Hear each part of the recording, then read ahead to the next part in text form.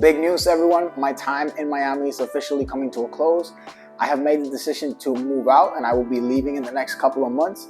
And even though I won't be sharing exactly where I'm going to just yet, in this video I want to talk a little bit about my thought process in regards to how I made this decision. But I want to start with why I came to Miami in the first place. So originally Miami was always a place that caught my attention, and I really wanted to live here and experience it for myself, just to see if the hype was real and if I would really end up liking it as much as I thought I was going to like it. Having so many similarities with where I grew up back in Puerto Rico, the similar weather, the culture, food, music, those things. And I have to say, it did meet all of my expectations. I had a great time.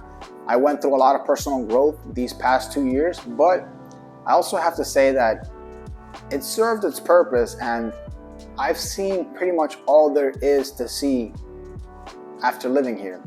Especially since I'm not the type of person I'm not into the nightclub life. I don't really enjoy that at all in particular. And that's something that's really big. Obviously, it's a big city, party city. That's a big part. And to be honest, it's gotten a little bit boring in that sense, because even though a big part of the culture is the flashiness, the lifestyle, and having a higher standard of living, it often feels like it's overshadowed by the non-stop partying. And to be honest, I don't know how people get any work done here. But at this point in my life, I'm not really looking to be partying all the time, hence why it feels it's gotten a bit stale. And it's a big part of the reason why I'm ready to try something different. Another factor that played into the decision was when I first came to Miami, I basically had no contacts. I came here by myself, had no friends, and the social circle that I established, I had to build from the ground up. And I've managed to achieve that over the past 2 years. But now, to where I'll be moving to, I already have friends and contacts at that particular location. Plus the fact that we're all like-minded people, like these are friends that I built over the past year. We're also going to be taking that opportunity to try out some business ideas that we've been throwing around for a while now. And it's gonna be like a perfect situation where we can actually put time and energy into executing those ideas. And that's probably what has me the most excited about moving. It's not necessarily the location, it's actually the type of people that I'm gonna be moving close to. This is something that we've all discussed together, and we're pretty much all on board on the same page in regards to the mentality that we're all going there with. And we can't really wait to see what we can make happen. Now, this isn't all just out of the blue. This is a calculated risk, as I like to call it, because I went through all the possible scenarios and I made sure to assess my risk tolerance. And by that I mean how much financial leeway I have before I made a move this magnitude. And I pretty much checked all the boxes, and it made sense to me. Like, I'm young, I'm single, I really don't have a lot of overhead. I have a good cushion, and why not? Best case, I succeed, and worst case, I have a cool story to tell. That may be a half logical, half emotional argument that I use to convince myself with, but you won't know until you try. And lastly, one of my coworkers announced that he's retiring soon. Coincidentally, he's also my mentor in my current role.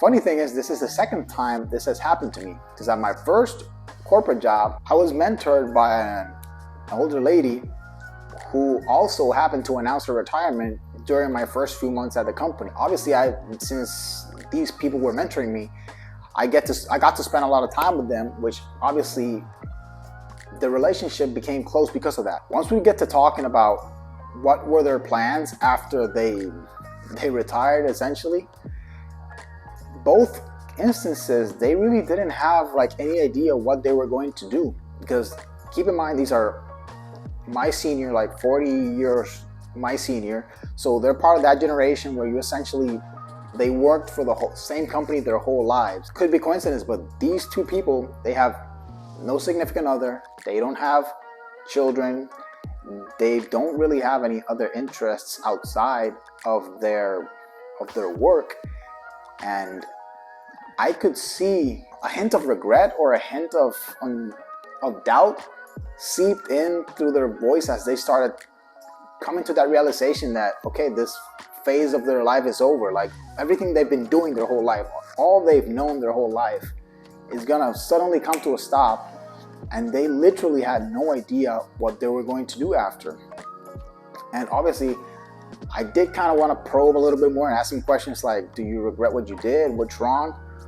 I didn't, but I couldn't help myself projecting into the future and thinking, what if 30, 40 years down the line, when I'm that age, not necessarily retired, because I don't think I'll ever stop working, but when I get to that age, will I look back in my life and think, did I really do everything that I wanted to do? Or did I just play it safe because I didn't know any better? And to be honest, both alternatives are really kind of scary when you think about it, because there's one where you can play it safe your whole life and you might end up regretting that you wasted your life, because one day you're gonna die and boom, that's it. You ain't got no more time, you ain't got no more, I wanna try this, no more room to experiment, no more room to take risks.